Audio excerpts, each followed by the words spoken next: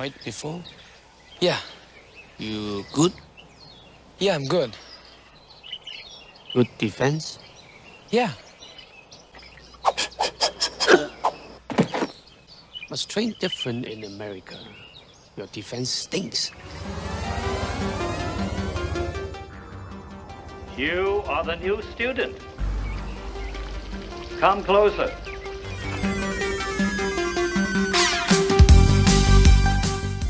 You're listening to the Kung Fu Podcast presented by James Still. I didn't think you had it in you. I'm your huckleberry. And Steve Newby.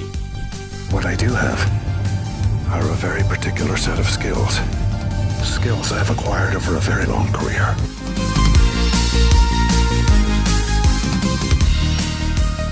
I can't open the window because the moths are flying. It's raining right now, but it's nice. It's really hot. Yeah. We got like an air conditioning machine we have to switch on every so often. Oh, right. Oh, well. Lucky for some. I'm like bloody Von Ryan in here, like in that film. In the cooler. Right. Right, we go in. Okay. How you been, old man? You've decorated the set a bit, I see. Your trophy is in a prominent position. It has to be. You're proud of that. You're proud of that, hey? I'm pleased that I was given it. Yeah. And I was the only one. No, you've never mentioned that before, but honestly, right. Anyway, hello, welcome to the show, everybody. Another, fantastic jam-packed episode where we talk absolute bull.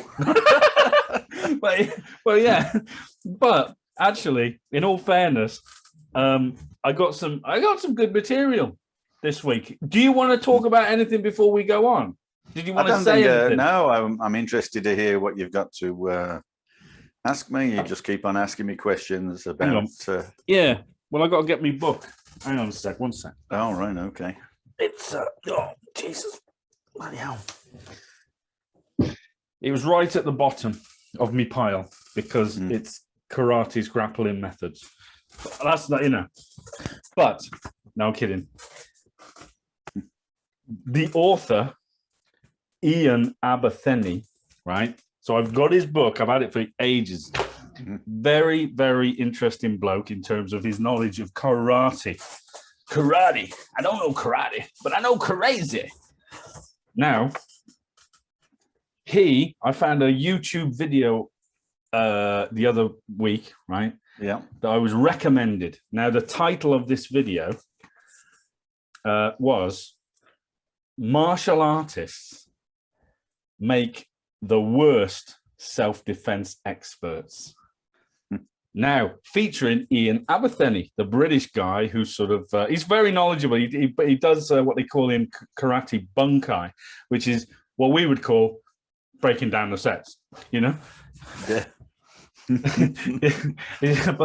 bunkai. Okay, bunkai.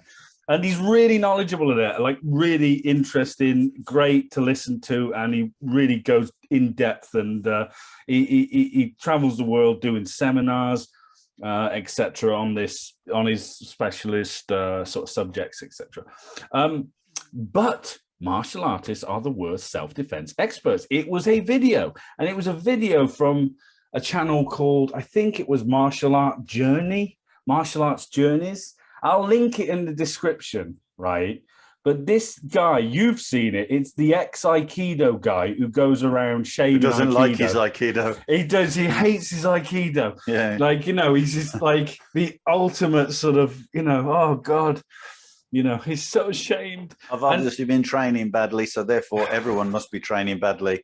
Right. My martial art is not very good, or at least my club's not very good, so therefore everyone else's martial art club can't be very good.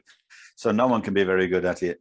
It's that kind of vibe, right? Now, he's a nice guy. He's a nice guy. I have seen him. He does look like a nice guy. He is a nice guy. But he should approach people before he starts talking about, martial arts is, doesn't work, or whatever, or Aikido doesn't work, or whatever. Well, yeah. I don't know whether it does or not, because I don't do it, but... Listen, I don't know how many times I've walked down the aisle in Tesco's and someone's coming at me like this. I'm telling you, it happens right now. No. I'll be honest with you, right? And this is the truth. I think after Kung Fu, Aikido is what I think is one of the most beautiful martial arts to watch. I agree. Randori. I agree. And I love it. And I get it for what it is. I take it. I absolutely love all the changes, the direction, the energies, and, you know, the circular motion, etc. You know, it's great to watch. Steven Seagal, Nico, yeah, wow, yeah, loved it. Yeah, but, you know, it does have its place. It's the way it's taught or hereditary taught. Yeah. It's the way people teach it or try to keep it to some kind of traditional, you know, training method, which isn't going to work in reality. But that you could say that the same with a lot of martial arts if they train in that way. I mean, look at Kung Fu sets, for instance. If you do a set like that, it ain't going to work. If you then transfer it, then it starts to work. So, but what I'd like to see is little bits of it where it actually does work. There's Aikido. Yeah. But you know, I'm sure it does. I've seen some old photos and old videos of stuff that really good. I mean, going back to earlier podcasts, if people want to challenge people who actually only fight, then you've got a fight on your hands. Yeah. So it's not about that. It is about self-defense, unless you specify sport. Well, and this, right, is... So I took some notes while I was watching this video. And guys, I encourage you to watch this video. And like I said, links in the description. It was really interesting. So the guy, Ian Abertheny, who was being interviewed by the Aikido dude, I can't remember his name. Basically, he was talking about self-defense as being perceived by martial artists.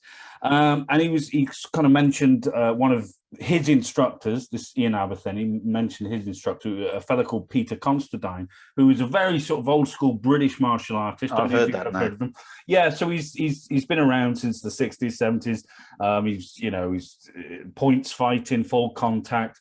Now he goes around doing self-defense seminars. His mate Geoff Thompson is a major sort of player in the UK martial arts scene, teaching in the self-defense scene, I would say. Self-defense, yeah, but they've all come at it from a traditional karate background. But I'm sure you can appreciate back then traditional karate was probably not great. It was, I would suggest, it's probably like, right, let's do a kata, now we'll fight. Bum, bum, bum, yeah, you know? it's again, it's about how they train it. Yeah. It's not how they then take it apart, and but that could be said for loads of martial arts, as I said, including Laogar, where people just train it and then go, oh, it's a great martial art, I'll do it, and then they can't because they try to stick to, you know, it's like trying to, again, always using the ABC concept. It's like writing a line, and you know, in very good writing, and then trying to quickly write it fast. It's kind of really hard for people, because they've just, that's all they've been doing is just writing it, you know, totally proper, with proper graphic, you know, or grammatical, and then suddenly they have to write something real fast, and they can't, because they've never practiced it, right? Exactly. So. You got plenty more chance in this podcast to start making your little whatever they're called. Right, okay. Analogies or whatever. Am I jumping the gun? No, not at all. I'm getting excited. I'm getting excited. It's a good subject. Good subject. Anyway, so this Ian Abertheny was talking about his instructor, Peter Constantine. Now, Peter Constantine, he was saying in this video, came up with this sort of this idea called the box concept of martial arts, meaning you put sort of martial arts in a box depending on what you want. So you've got like you know, maybe it's people do martial arts because they like the historical aspect of it, or they want the fun aspect of it, or they do martial arts so they can compete on the same level with another martial artist in a sporting context, you know, fighting or whatever, or they want to do the self-defense, right? So he's categorizing the martial arts. Now, Ian Abertheny then sort of took it one step further. And that's what he was talking about in the video. He sort of, and he created something called a martial map. Let's go. What have we got? We need something like that. We got to do something. Anyway, right. So, I don't know what it would be. Anyway, the martial map. Okay, all right. I was hoping for something witty, but no. Right. That was kind of brainy, wasn't it? We can't have brainy on this. We can't have brainy on this show. Now, the martial map. So it's sort of he's taken what Peter Constantine, his instructor, one of them anyway, has said, and he's kind of devised it. So Ian Abernethy says martial arts are either divided into fighting, okay, which is what you'd consider, what he defines as competition or a mutual sort of agreed, confrontation with another person. Yeah. Rules. Okay, rules. Then he would define it into self-defense, which is survival. It's anything goes, but he does kind of say that, you've got to be mindful of the law and this law and the rules and de-escalation tactics. And if you're mindful of the law, right, bear with, old man. Okay, so the martial map and the third category, so it's three sort of three circles overlapping each other, because they all kind of overlap each other was what he's saying. And the third one is martial arts. So we've got fighting, self-defense, and martial arts. And now he sort of makes he suggests that martial arts are more about the historical context, like whether you're doing an art that will train to disarm a samurai or whatnot. And yeah, okay, all right. You would say traditional styles, or how do we sort of phrase that so it's better for martial arts in the historical context. Historically motivated, I guess. Yeah. Anyway, you don't get many people attacking you with the sword nowadays. No, you don't. But then you're right. You don't. They want to train it. Yeah. So I can see where he's coming from. I can see. I mean, for instance, if you train Aido or stuff with the sword, is it? Yeah, Aido's drawing the sword, isn't it? Yeah, exactly. So you're training things like that for the artistic method. You can apply that, to certain martial arts, that kind of idea or the ideology in terms of training a martial art. But you can't put everybody in the same, in the same category, really, because some martial arts are totally different and have that. They don't have that in the first place. Their initial concept is to defend themselves. And then it's been taken out of context and put into a kind of a martial thing to make the instructor look good. He's started throwing some, it's like creating a martial art and then saying, right, I'm going to start using it in movies. Well, if you start using it in movies, you're going to lose half the martial art because it's never going to look any good. No. So you make going it back bigger, to what I just said. About taking into account the law. You take into account the law.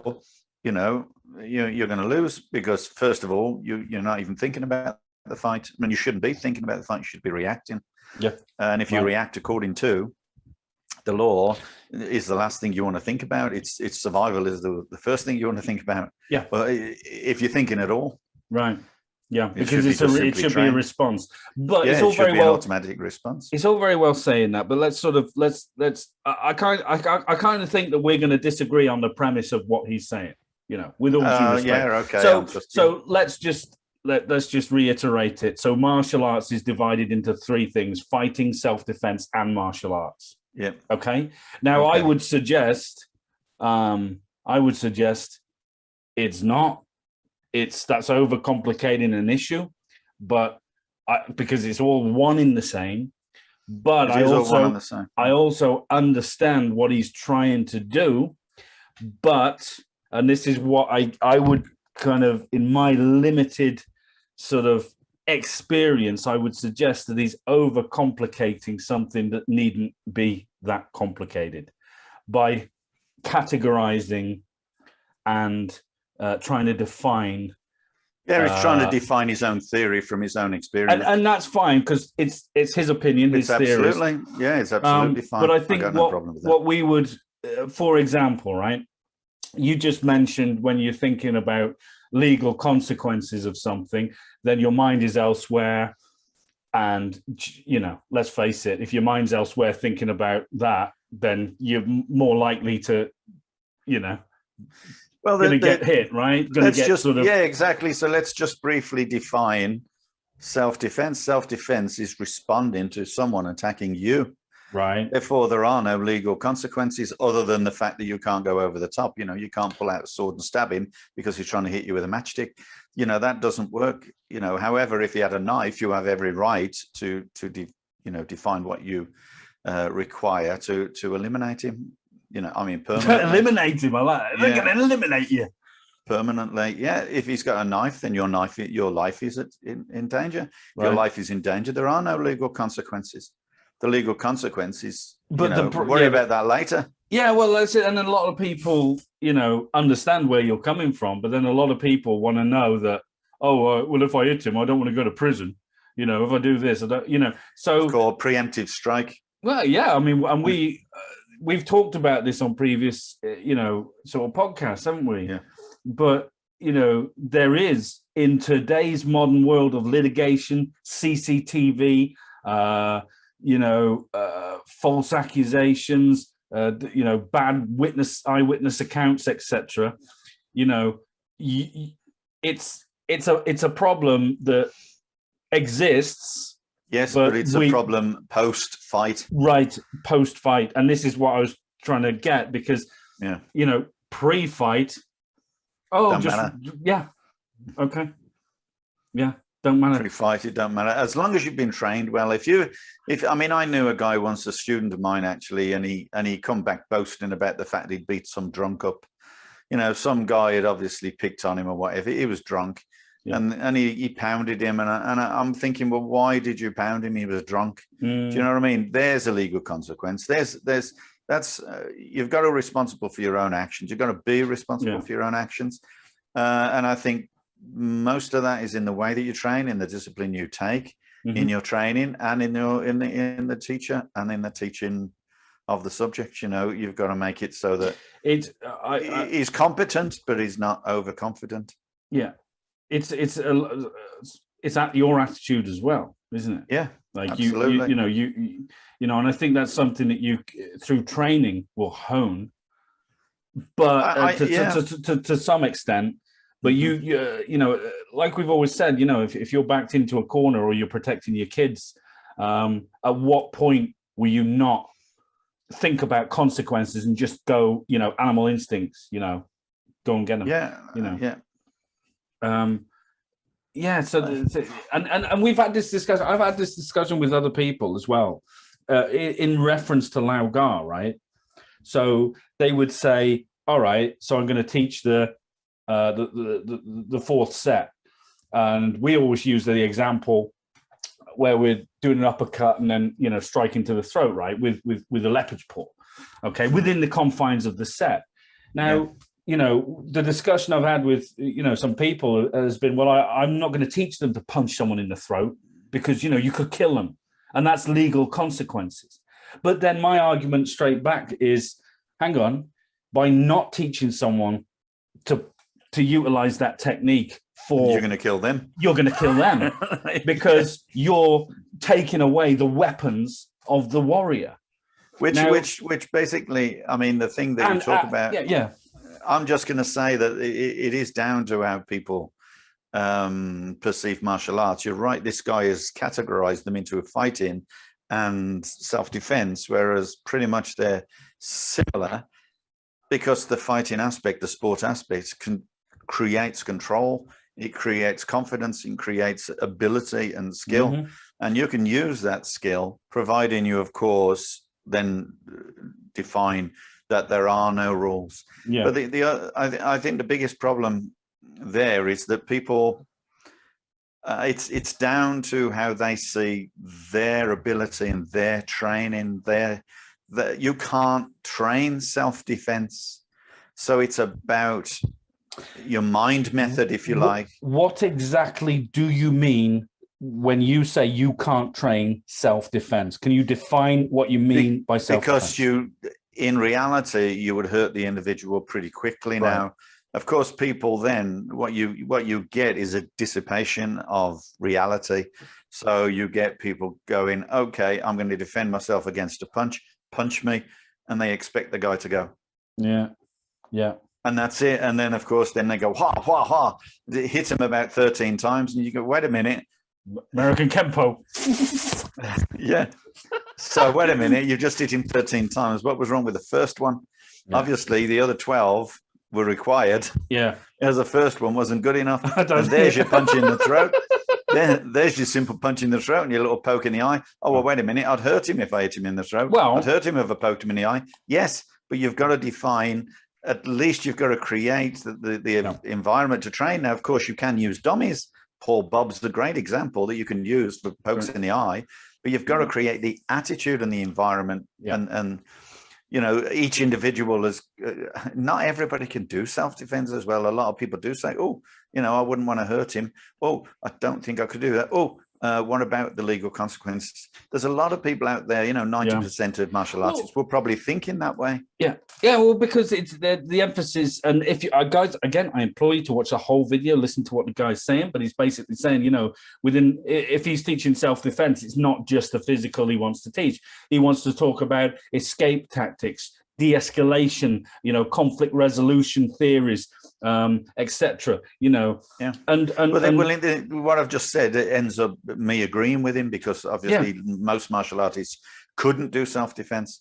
So to that end, I can say, oh yeah, martial artists may be the worst, you know, self-defenders, but that's totally down to what you're training. And if you put them in a category of, oh, they can't defend themselves, then they never will. Yeah. So it is about what you teach and how you teach them. And right, you're going to get people who, are, no matter how much you teach them to defend themselves, on the night someone grabs them, they just can't respond. But that's down to their training, right? Not your teaching. And we've suggested before on previous shows that no individual represents a style. A system of fighting. I think that's just kind of wrong to suggest that, because on an individual level we're all different. You know, the element of luck might not be with us on that night. You know, when some drunk throws a wild punch and I'm not looking or whatever. Do you know what I mean? So to say that, you know, an individual, you know, represents a style and this style's no good for self-defense, that goes back to what we talk about, the attitude of the individual, but also the training of the individual, how hard they train, and the science of the system in which they and the consequences of you know, the environment as well. I mean, there are many armies have been defeated by a much smaller army based on just luck. You know, it just happened to rain that day. It just happened to be, you know, a bad terrain. You just happen to be a bit higher than the other guy. That's just, you know, but that is self-defense, isn't it? He attacked me in high heels. What was I going to do? He didn't have the footing, you know. So we were talking. You just kind of mentioned sort of, you know, teaching self-defense. So like when we use in Kung Fu, and it's so common. And it's kind of like a lot of people think of it as a cop-out, right? You know, oh, what would you do in this situation? Well, I just poke him in the eye. Yeah. We say that a lot, right? And that, but one of the that's useful. It's useful. Yeah, absolutely. But then, so during the course of this video, one of the points raised by so the Aikido dude was like, hang on, how do you train to poke someone in the eye? Because if you've not trained it, how are you going to apply it? And it's like, okay, so what? You want me to prove to you that a poke in the eye is going to, you know, hurt someone by you don't have to do martial arts to be capable of poking someone in the eye. Don't, do you? Now, you know, it's not like a poke in the eye is great, but it's not the be-all and end-all of a fight, but it's just something you would use to illustrate, if you like, minimum effort but maximum damage, if you like. And it's just something we would use to say, you know. And can I just define what I just said earlier about the fact that 90% of martial artists, you know, wouldn't be able to fight because they haven't got the right persona, they haven't got the right attitude, they haven't got the right training. But you've got to look at people who are non-martial artists in the same situation. Well, I know that 99% of them aren't going to fight. No, 99% of them aren't going to be capable of fighting. They might think that they can, but unfortunately they can't, which is like the video you sent me that was brilliant when that guy said, you know, it starts just, I want some windmills. That's funny, that. Yeah, that's a good one. And no, but I don't know karate, but I know crazy like that. Brilliant. Yeah. Well, another thing was, sort of Ian suggests in the course of this video as well, where he's talking. It was a really good conversation. I keep saying that because it was. He comes out with some things that kind of, I just, obviously it's his opinion, great, fantastic, but I kind of want to flat disagree with it.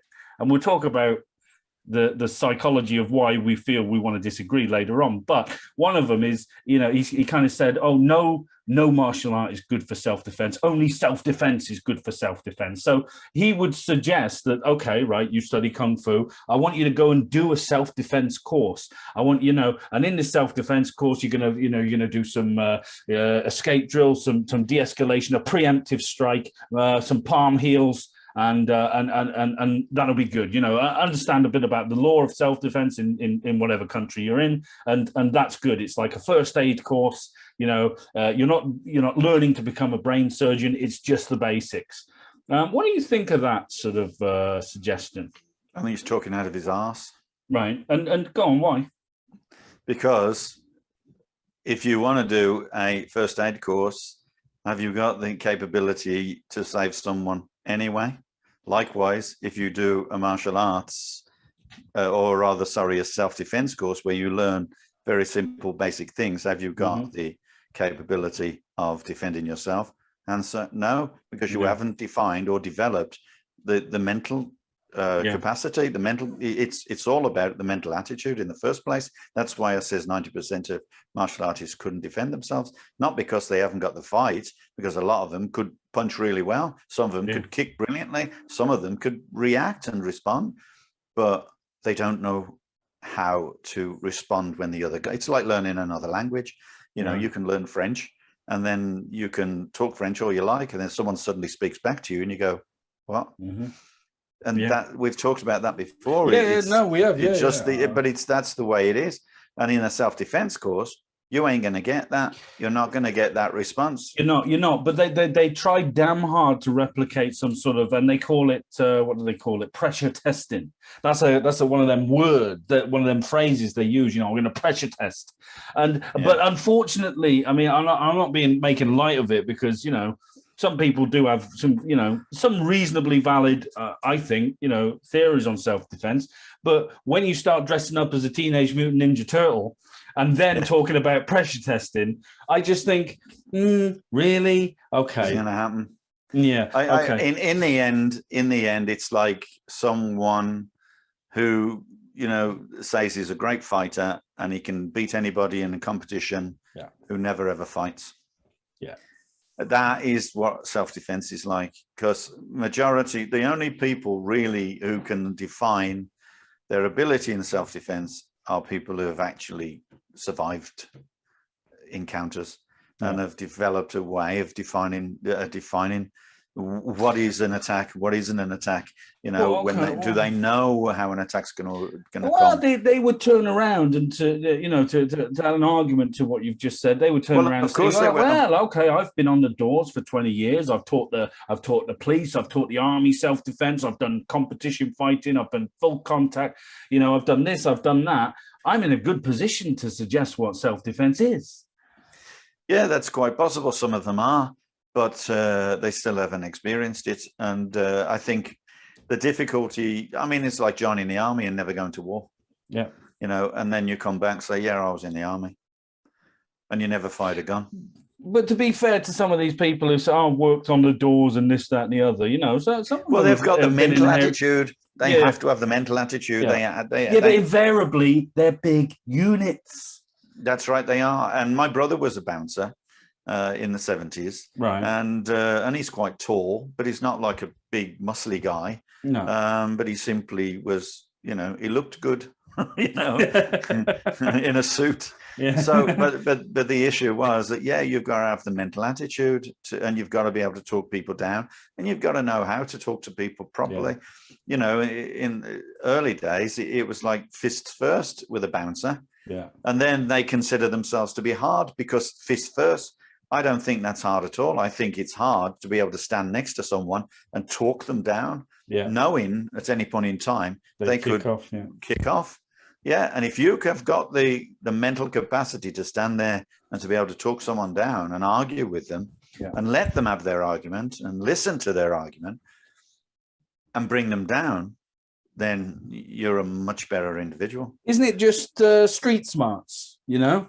In its pure, you know, just being, you know, aware, you know, kind of aware, you know. I think a lot of people... You've got to have negotiating skills. I think that is something that is intrinsic in people's personality. It's not something you can necessarily teach.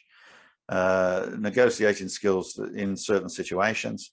And so therefore you can experience a lot of fighting situations and then never be capable of negotiating.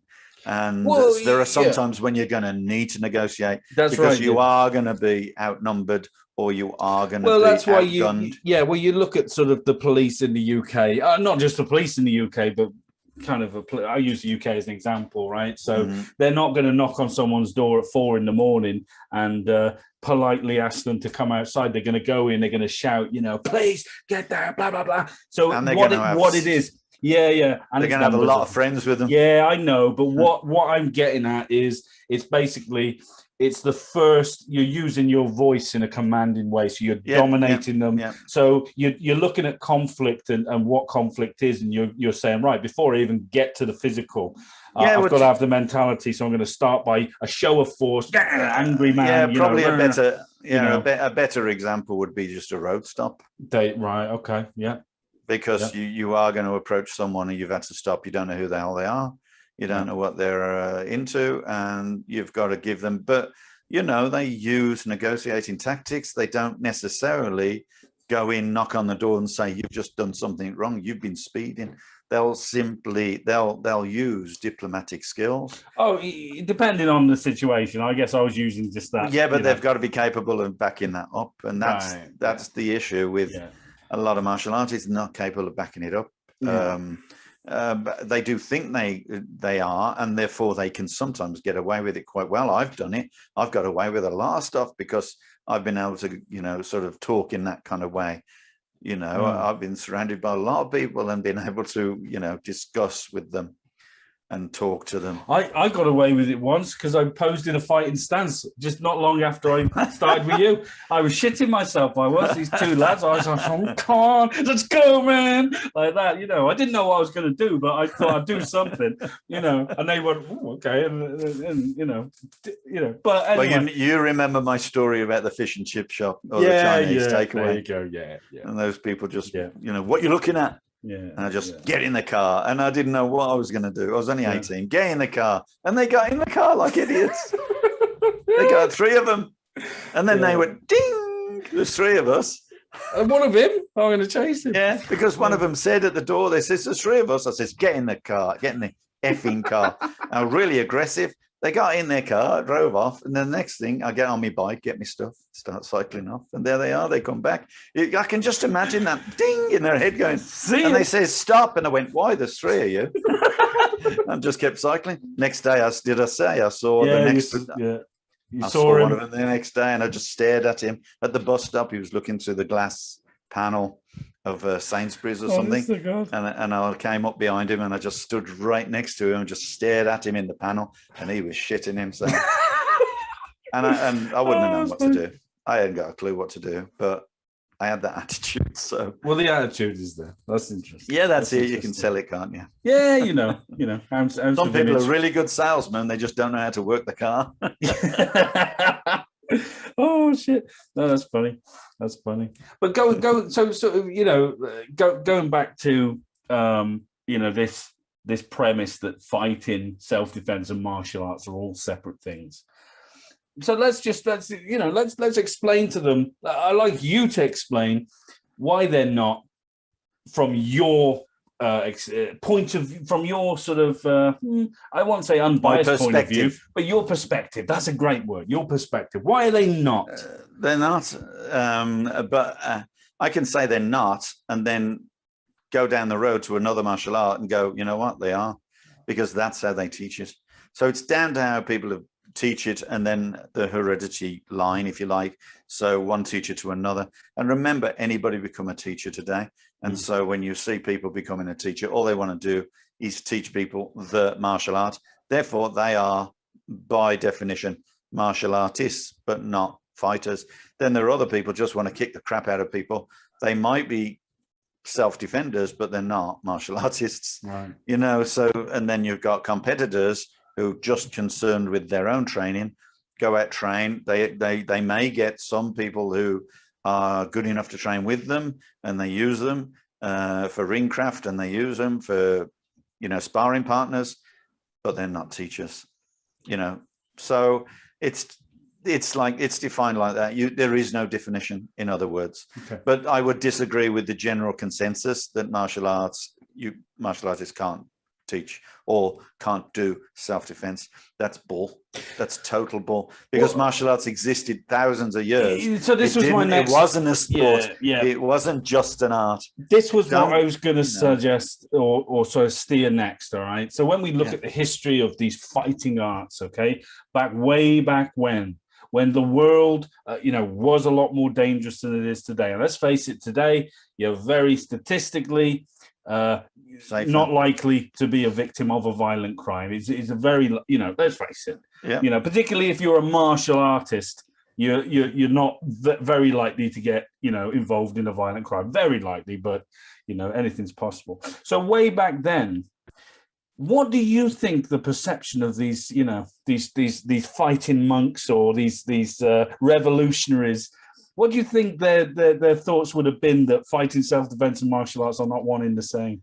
They wouldn't even contemplate that concept. It just doesn't work. Okay, so elaborate. It wouldn't even come. Well, it wouldn't even come into the brain. As far as they're concerned. Well, they wouldn't consider themselves martial artists for one. They would just They just would simply be able to fight. They would have certain preferences, and they would have certain tactics. And they would use those tactics, usually if they didn't use them successfully, they'd be dead. So, they are fighting for the death. They would fight to the death. They would fight. They're not going to go, oh, I wonder if I get locked up for this. Yeah. They're not going to think that. They're not going to think, oh, if I could hit him like this, I'll be able to use it in my competition, score points. No, they're not going to think like that. They're simply going to knock his lights out. That's simple as that. They're not going to get hit. But some of them, as we know, were so good that they could physically negotiate. You're talking about escalation. Monks, like monks or whatever, where they could physically get hit but not hurt.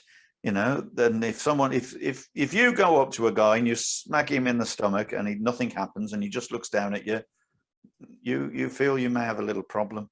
Yeah. And often that would have been the case if you're trying to promote your religion, if you want. Right. We've talked about this before, turn the other cheek and get the other one smacked, or someone hits you and it bounces off. You've got yourself a disciple straight away. Yeah. So, and obviously they don't want to hurt you. They're going to avoid the fight like everything they can. So it is tactical and it is diplomatic. Right, but just way back then. But let's be perfectly clear, right? We're not sort of advocating the iron body training here, are we? No, no, we're not. No, it's just an example in a historical context. But you see, where does the history end? Because in some martial arts, it would have died out a long, fighting capability would have died out a long time ago. And then with modern martial arts like karate, and yes, it's a modern martial art, then so it was half gone then, because they were just totally aiming at developing their perception of the art, their preference of the art. Taekwondo, we like to kick to the head, we call it the ultimate fighting style. Well, prove it. Because if someone's going to kick you to the head before you can throw a punch to their body or their face, well, they're living in cuckoo land. So, but, some of them may be great, but that doesn't make the martial art great. Yeah. It makes them good as self-defenders, but arts are, defined by the results, I guess. Let me ask you a question. I want you to be very, very, very honest with me. Okay. Are you that heavily invested in Laugar that you want it to work? You want Laugar to work? It's not that I want it to work. I can't see any reason why it shouldn't. So please explain more. Well, in my own personal experience over my years, it's not necessarily have to be, oh, this technique to that technique to that technique to that. It's having the perception of how the technique works, and moreover, how the other person is exposed. So training is about watching how other people can become exposed, and sometimes you can create that exposure by your definition of your techniques. So in other words, you like to make it as simple as possible. Back fist, reverse punch. You're doing a back fist to the top, so that they cover, so that you can hit them underneath. Okay. That's exposing them. Yeah. You might go body top, and then body again, so you're exposing them. That's a very simple definition of how to open other person's exposure. The other thing, of course, is feinting. The other thing, I mean, they go as far. Some people go as far as like pretend to be drunk. Kind of goes out the window once you're in a fight. I don't agree with that. But I say, sir, you're challenging me to a duel? All right, mate, let's go. Yeah. Yeah, you're not drunk though. Yeah, exactly. Right. So if you challenge someone to a fight, then you pretend to be drunk. It kind of doesn't work.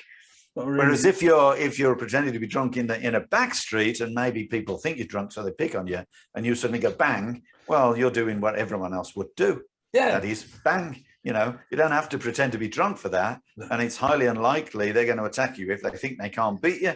So it wouldn't make any difference whether you pretend to be drunk or whether you're just simply, a small guy. I was watching Beverly Hills Cop the other day, and Axel Foley in a strip club pretended to be drunk before disarming an assailant with a shotgun. Phil, poof. And he was there. So there you go. Axel Foley does it from Beverly Hills Cop. There you go. There you go. It's a tactic. It's a tactic. It's one tactic amongst thousands. But, you can. I mean, let's face it. If you're facing someone, then you've got to use some kind of tactic. If you're not facing them and they're attacking from behind, you've got to use skill, tactical and reactionary skill. So when I asked you the question about being heavily invested in Lau, that you want it to work, etc., you didn't talk about Laugar as a style. No. You're talking about it could be all martial arts, right? Anything, any style. It's providing there is no limit to it, right? And that's why I like Lau, because there is no limit. But what does that mean, old man? It means you can use anything for anything, right? But as long as you understand that. But surely there's some people doing Lau who they can't do anything for anything. Well, yeah, that's right. Oh, there is. Yeah. Yeah, but then there are other people who do Taekwondo who are pretty good fighters. Oh, because they're limited what they can do, but they only need a certain amount of techniques. That's the way with most sport aspects. You only need within a sport, within a sport to fight. And if you've got the tactical know-how and the strategy, you can win with very few techniques, like a poke in the eye. What do you need? I'm an old woman walking across the street. A guy comes up and says, I want your purse. You go, poke in the eye. Well, there you go. Providing it's a bloody good poke, she might have to cross her fingers. Do you mind?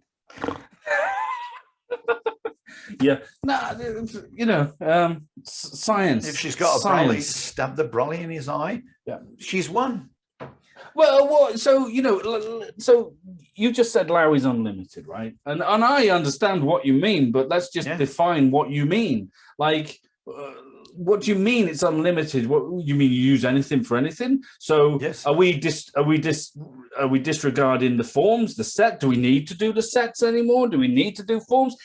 Are we just not doing what Bruce Lee? It's the same with saying, shall we fight everybody from the front from now on? Well, no, you can't. So therefore, because they come from the side, they come from an angle, they come from behind. So you have to define techniques, to perceive techniques for each individual situation. And then, so therefore, even then there's a category of technique, isn't there? Yeah. So immediately you've got to have a completely different, situation. for each angle. Well, so perceiving techniques. What about just reacting to a moment? Like, there's so many techniques. You are reacting, but you can only perceive. react. You can't react. If someone's attacking from behind, you can't react by punching. They're behind you. You're going to give them an elbow. You're going to headbutt them backwards. You're going to drop your leg. You're going to stamp them. You're going to twist. You're going to turn. You're going to roll. You can roll forwards. You can do anything. There's all sorts of different things you have to do, but it's not the same as what you would do if they were attacking you forwards. So what I'm saying is you've already categorized fights, techniques. But right, okay, categorized. But if you're talking about the moment, you're not. It's not about a conscious categorization of a technique, though, is it? No, it isn't. No, and this is where we get back to self-defense. When you're, you have to do this, or this is good for that, or it's just you react to what the feeling is. You react to what the moment. So explain, what do you mean by feeling? What do you mean by feeling? So basically, it's. I mean, obviously, we do sticky hands in Kung Fu, so you have some perception of sensitivity.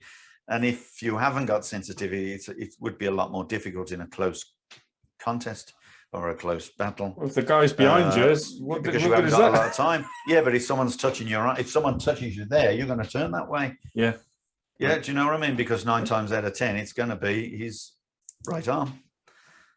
Do you know what I mean? So if you turn, now you're on his outside. Do you see what I'm saying? So you've there is a design there, but also there's an ounce of luck. So what if it's his left arm? Well, you turn around and he's there now with his right arm loaded. So do you know what I mean? So there's the element of luck.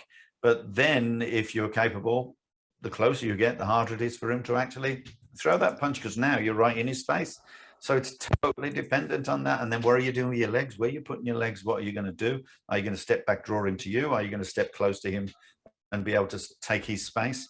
If you take his space, he's going to fall backwards. We go on and on and on about technique, and you can create all sorts of situations defined by your reaction. Now, your reaction is better if you can sensitize, if you can feel it.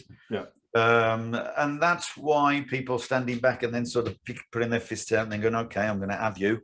Right now, they become equal.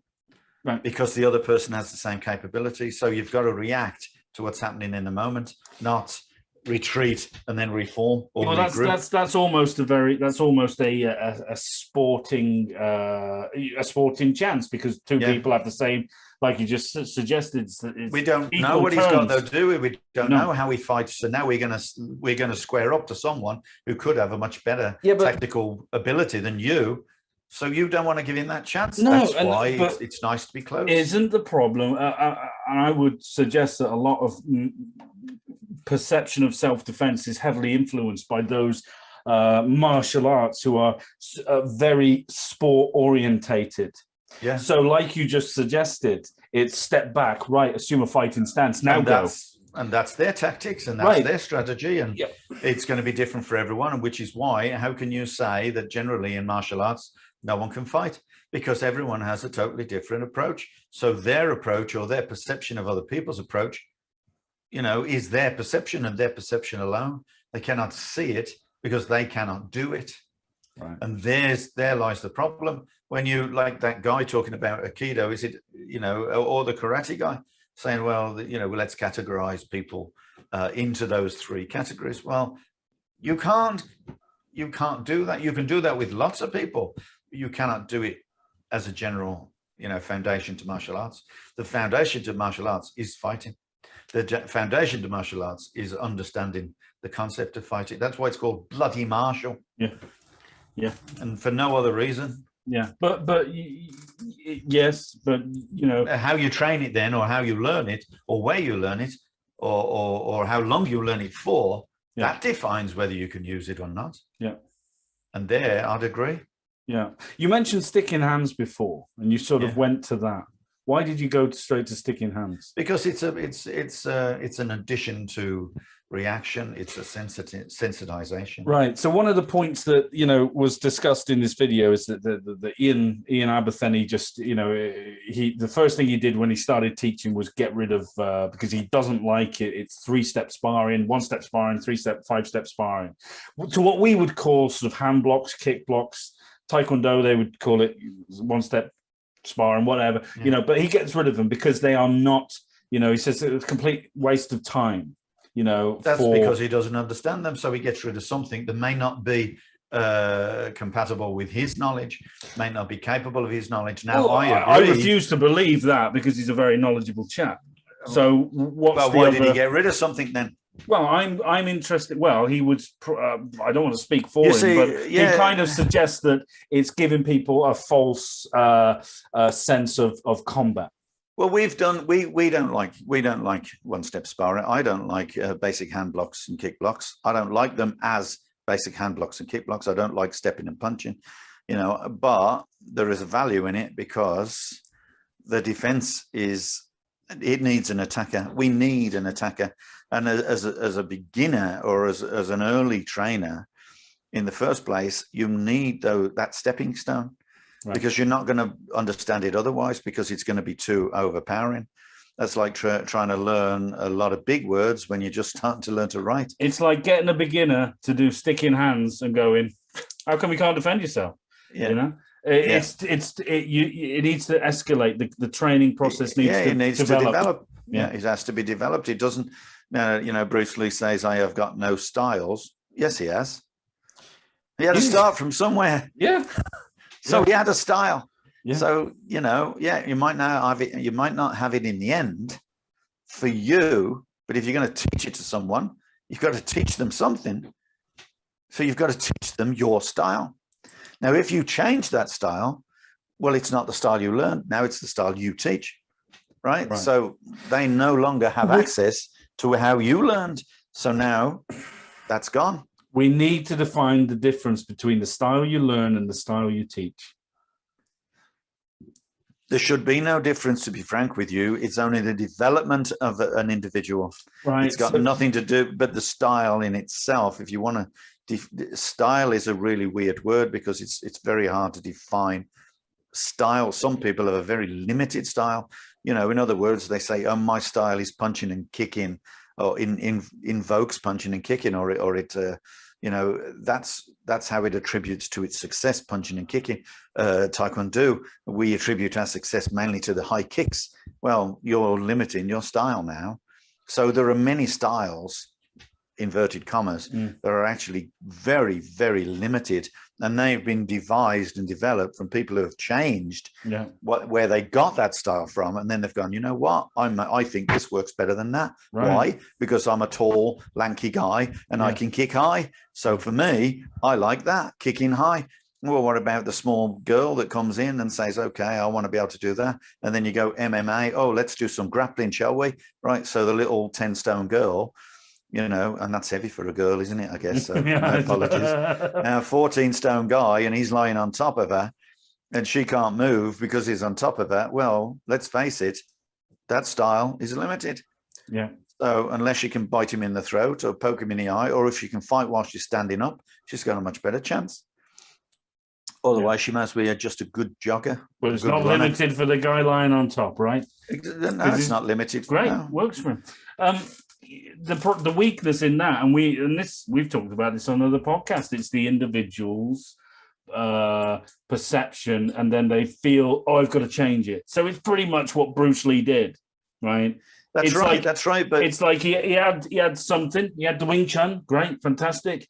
But he wanted more. Felt it wasn't good enough. So So he starts. Well, he had a limited training, didn't he? Because he had to move from his instructor. So consequently, at the end of the day, he started to devise his own ideas. And although you can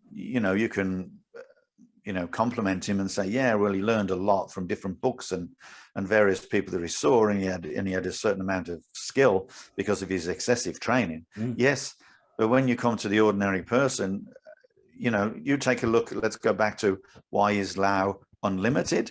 Because you can define it for different types of people. So a technique doesn't have to be used as a block. It can be used as a parry. It can be used as a strike. It can be used as a throw. It can be used. It's totally dependent on the individual's build in comparison to their target or their adversary, or their partner, if you want. Yeah. So consequently, there's a lot of things you can do if you're standing there in front of a guy who's got, who decides to stand like so with his hands out like that, and you can't reach him because he's got really long hands. Why do you have to reach him?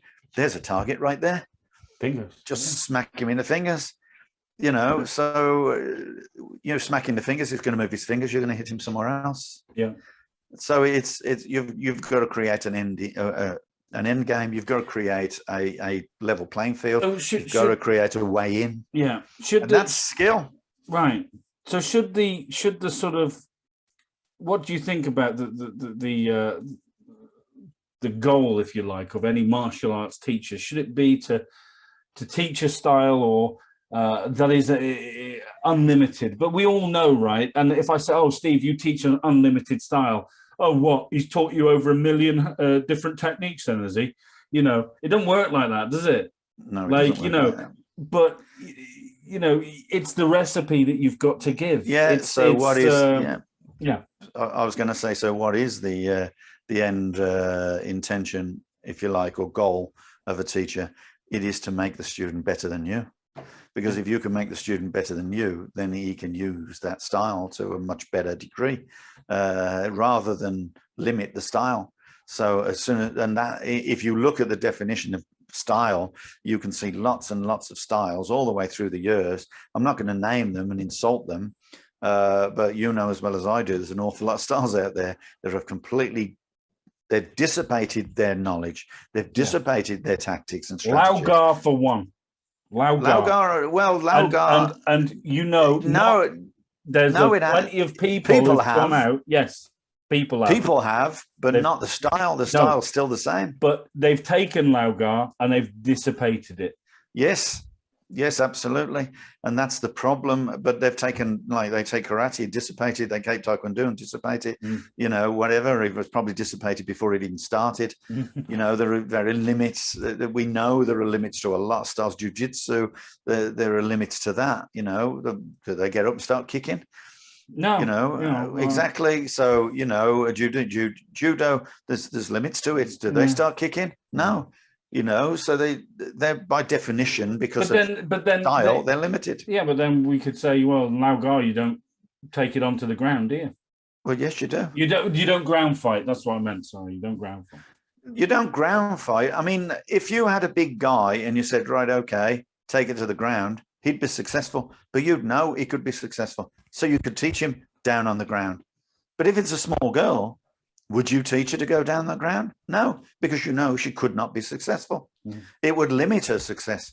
So what you have to find is how to define an individual's ability to fight by their capability of learning, and then their capability of fighting. Yeah. So, and then they're going to use their own tactics. If you look at Sharon Gill, is she going to go on the floor and fight on the floor? No, she's not. She's much better off standing there. Someone comes at her, boom, side kick into him.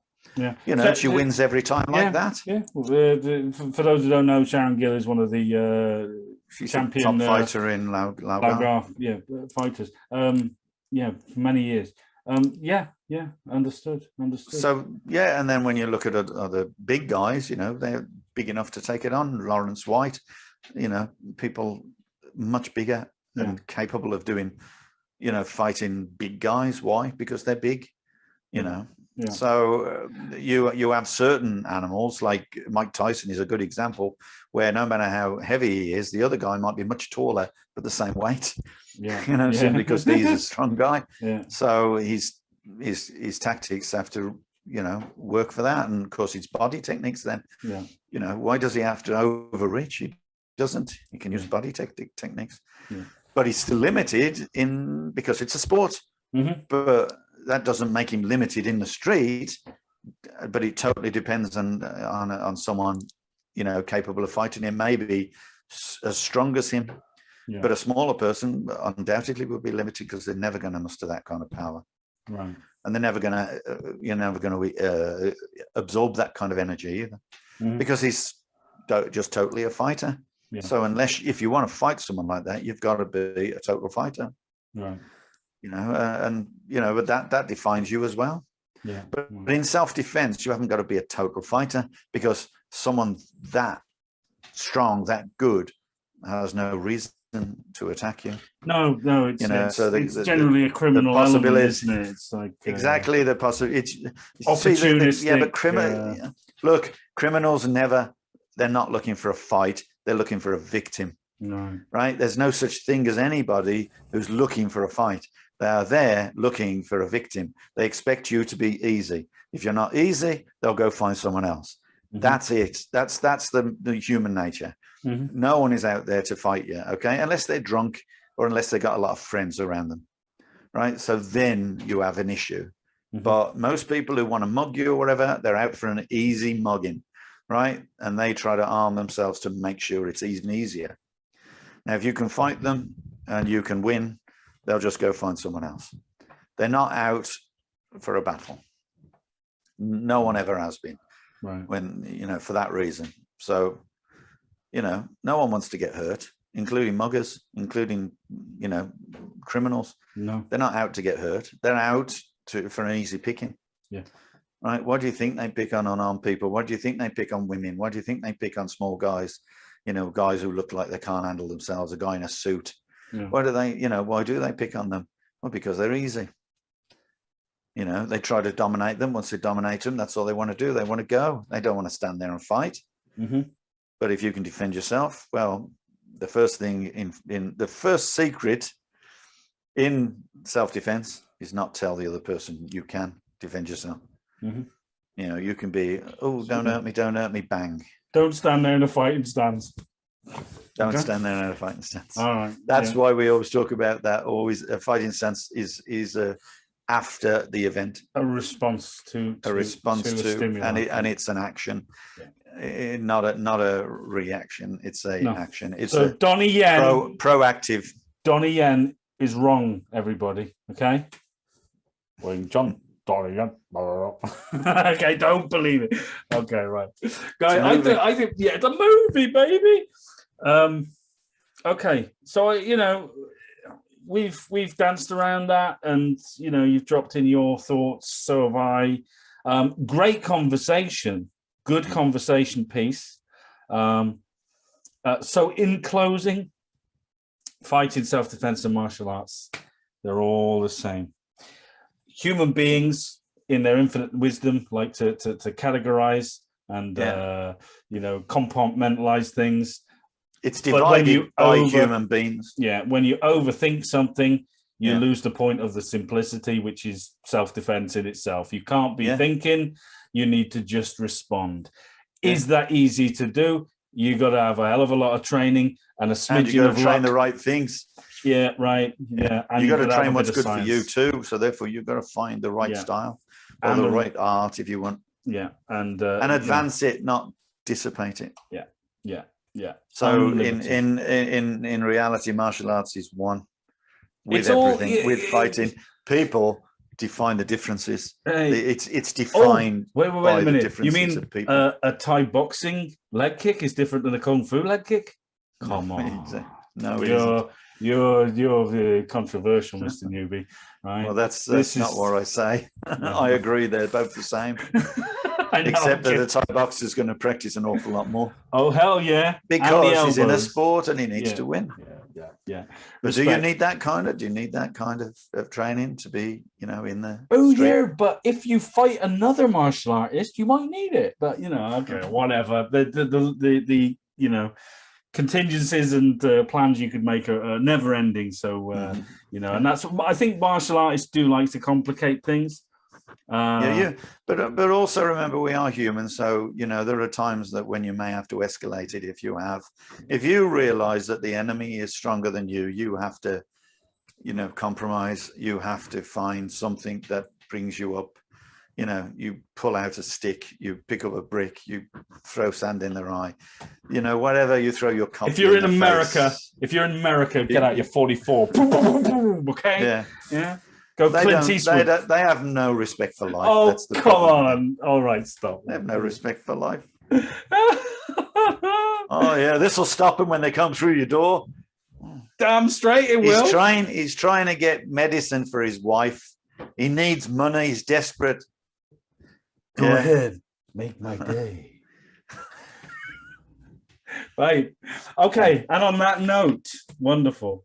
On that note, thank you, Mr. Newbie. It was a good conversation. I like it. And we're on another short one. So it's easy listening for our two listeners, which is great. I'm sweating right now. I'm in a hot box in the cooler. Okay.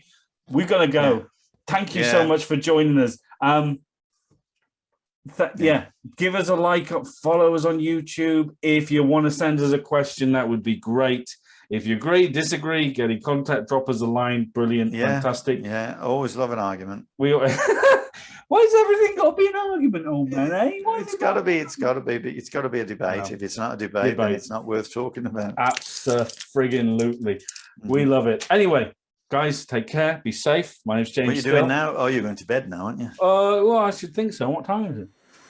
It's 1:30. It's quite early for us, actually. Normally, it's 5 in the morning. But, it's 5:30 in the afternoon for me. You know what I'm doing? Go on. I'm going to go in the garden with a fire pit and some wine. Do you know what? I know where I'd rather be. Oh, that sounds great. Wonderful. Right. Take care, everybody. From me, James Still, goodbye. And from you, Steve Newby, I'll see ya. Goodbye. See you guys. Take care. All the best. Bye-bye.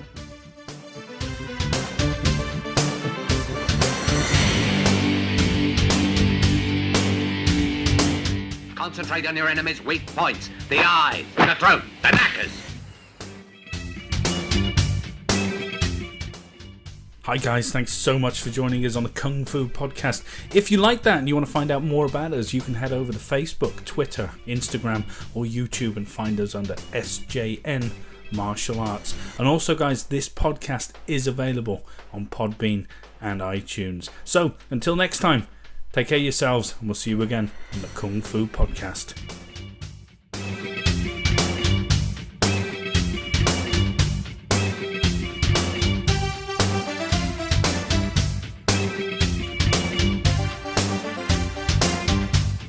Karate punch is like an iron bar, whack. A Kung Fu punch is like an iron chain with an iron ball attached to the end and it go whang.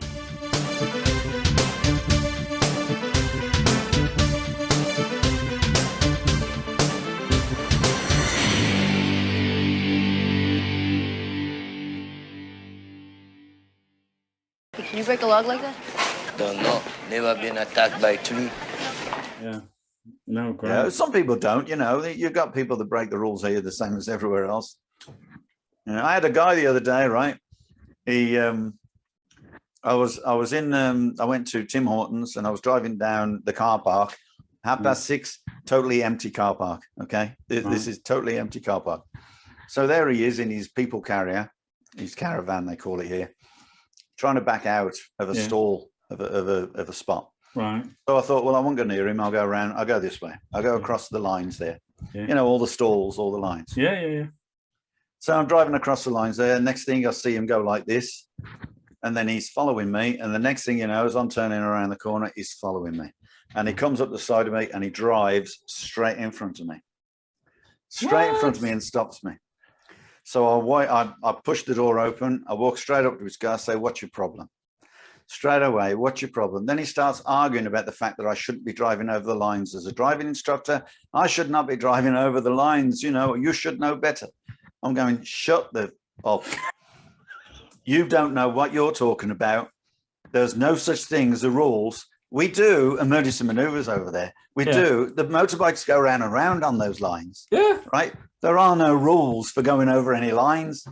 Obviously, if there are cars parked in the stalls, you'll take the road. You can't go over the lines. Yeah. And he's going on and on and on. And I just thought, I've got a student. I've got to go over to the student. There's a student coming and I can't sit here arguing with you. You can see there's a car parked right over the way. They could hear us screaming and shouting. He's going, "Shut up." I'm saying, "You ain't listening. You ain't listening. You ain't listening." And then I said, "I hear what you're saying. I don't agree." And just went. But he stayed in his car with his little window open like that, calling me sir. Sir. Proper Canadian road rage. No, you missed the old, the British, What's wrong, mate? Come on. In it, though. Nah, blood. fucking knock you out. Yeah. Well, do you miss all that? You know, these Canadians are just too nice. It's a better breed of arsehole in Canada, let's face it. Right. Anyway. You just cannot believe it. No. Some of the crap that, you know. Oh, it's great. That's fantastic. I'll have to get better at talking to them now. Well, why? Why break a habit of a lifetime, old man? I'll be honest with you. I think you need to grease it up. He pulled in front of me and that door went straight out. I bet it did. Straight over to his car. What's your problem? Now, I think I said, have you got a problem? Something like that. I know I should have been like that. Then he starts going on about the bloody lines. I said, you're stupid. Don't be so bloody stupid. Jesus, must have been a slow news day, huh? Oh. Slow news day. Oh, bless you.